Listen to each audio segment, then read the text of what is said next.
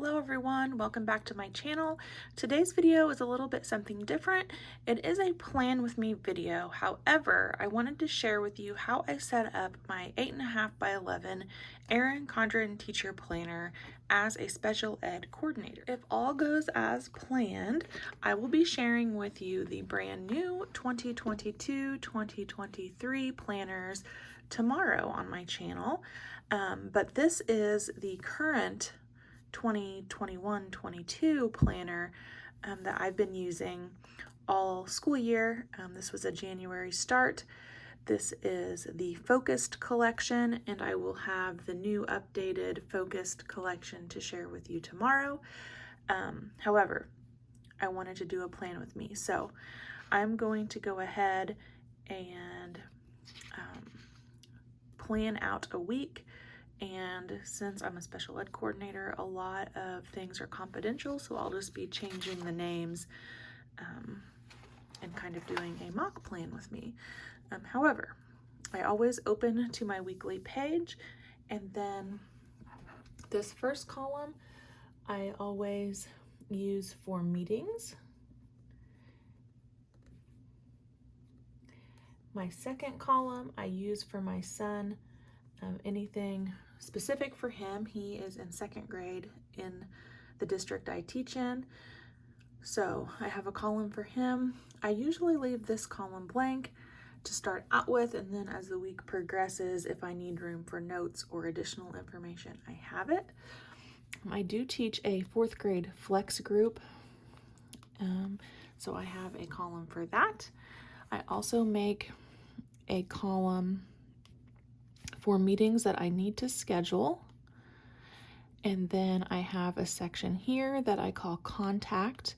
So any contacts I make for the day, either through our school messenger system or email or phone calls, if I contact any parent, I always document it. That way I have a running record. And then on this section, I just make a running to-do list for the week. The good thing about these columns, the width of them, is that they are the same as the width of these calendar boxes. So I do have some Planner Kate stickers.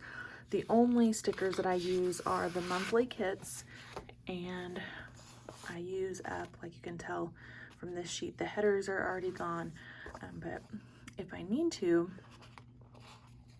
I can use these on these weekly pages because they fit really well. So that is the good thing about these sticker kits.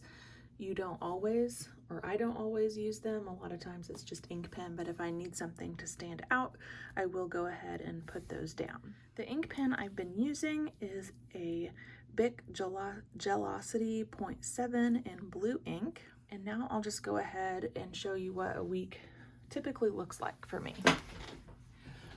So I do like to, excuse me, have a finish file section over here.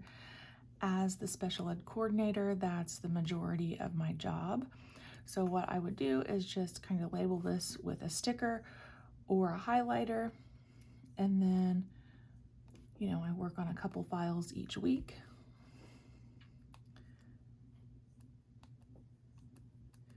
And I would just put their names in.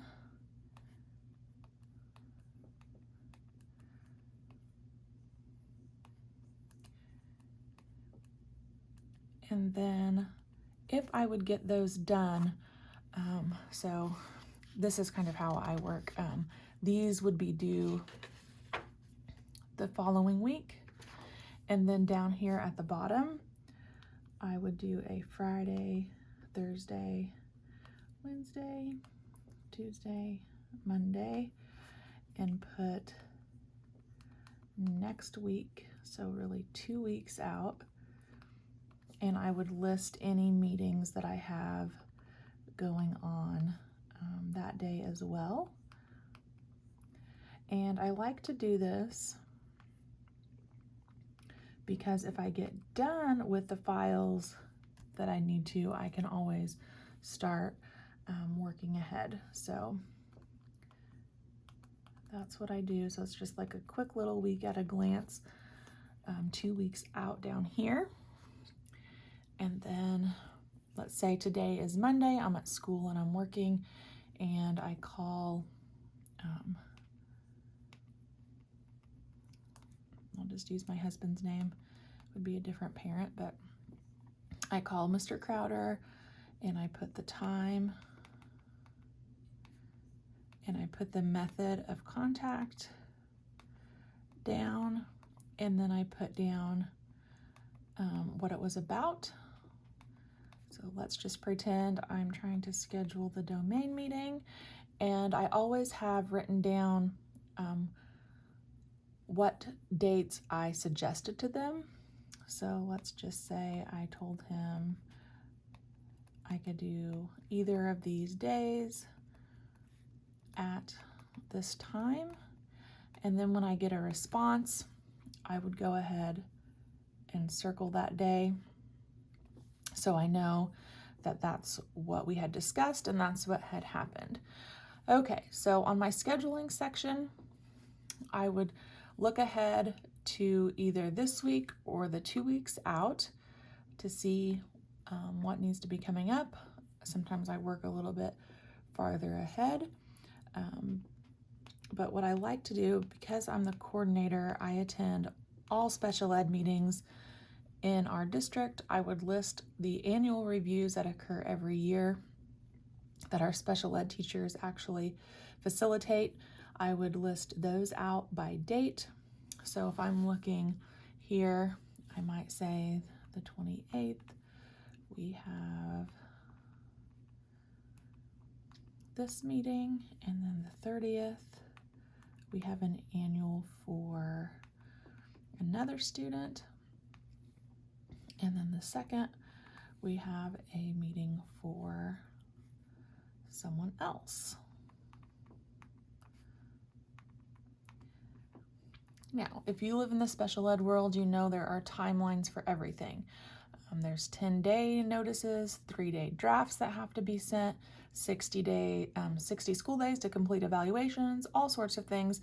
So this just helps keep me on track and making sure we are not missing deadlines.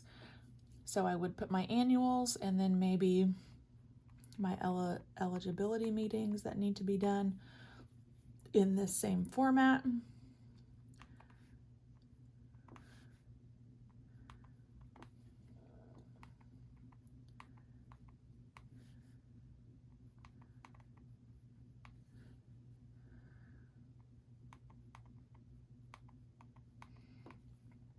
And then if I have any other types of meetings, just like a parent meeting to update, if I have parents contact me that want to do just a quick update, an informal meeting, I might list those as well.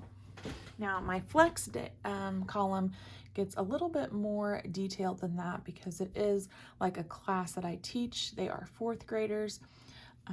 This week we have been reading Ramona Quimby books. We're getting ready to start Ramona the Pest. So we might read chapters 1 through 2, do the worksheet, and writing prompt on that day. And typically I would just put a check mark if those things are done. On Wednesdays, we do not have flex, so I like to mark that down as well. And I would continue doing that for the rest of my planning for that. And then for my son, I usually write his vocab words up here, his spelling words in the next box. So these aren't day specific. That doesn't mean we're going to do vocab on Monday, spelling on Tuesday. And we kind of do that throughout the whole week, and his spelling tests are on Friday. And then if he has math homework, that's typically just a worksheet or 2. But I like to log what skills they're working on, which kind of helps me be able to look back and plan things for the summer. We do very light academic work. So I do that for his column.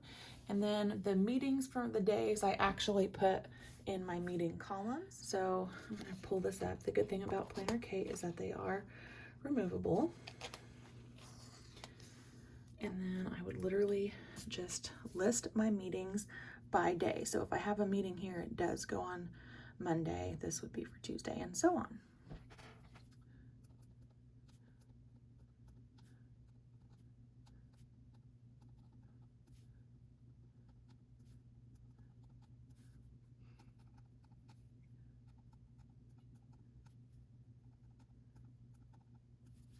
And then lastly, on this column, I put anything that is specific for the week, such as if we have a no school day, I would put that here. If there is a class field trip on a day, I would also list that in this section.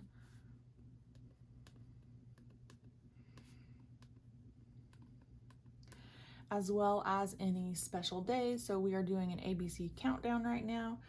So if it was like PJ Day,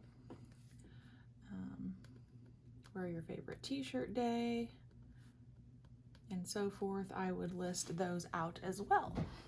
So that is a very quick look at how I set up the Erin Condren teacher planner as a special ed coordinator for a K, actually it's pre-K through 12 district, and it's been working really well for me. I did use this planner when I was a classroom special ed teacher. I taught high school special education resource classes for 13 years, and I used the same planner, Erin Condren planner, for those years that it was available, and I just repurposed it kind of for the administrative setting, and it's worked out really well. I can tell you, I did try to get away from the teacher planner and just try like a life planner.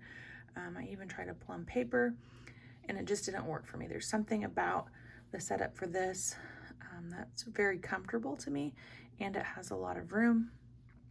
So I wanted to share that with you guys. You know, it's a little bit sort of a different plane with me. If you guys have questions for me, I would be happy to answer them. Otherwise, thank you for watching, and I can't wait to see you back tomorrow as we review the brand new Erin Condren 2022-2023 focused teacher planners. Bye guys, I'll see you back next time.